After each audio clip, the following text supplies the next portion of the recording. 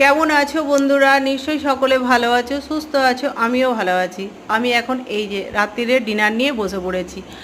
আর সবার আগে কিন্তু শুভর খাওয়া হয়ে গেছে। শুভ কিন্তু আজ সোফায় বসে খেয়েছিল, আর আমি এখন সোফায় বসেই খাচ্ছি।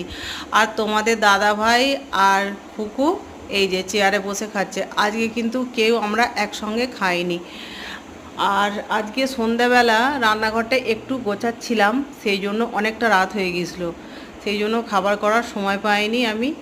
আর সেই জন্য তোমাদের দাদাভাই এই যে মোগলাই পরোটা কিনে এনেছিল, আর এখন সেটাই খাওয়া হচ্ছে। আর রান্নাঘরে কিছু বাতিল জিনিস আমি রেখেছি সিঁড়ির ধারে, যেগুলো ফেলে দেবো। আর লাকি সোনারও খাওয়া হয়ে গেছে। আর তবুও এই যে বাবার দিকে একভাবে তাকিয়ে আছে, বাবা যদি এক টুকরো দেয়।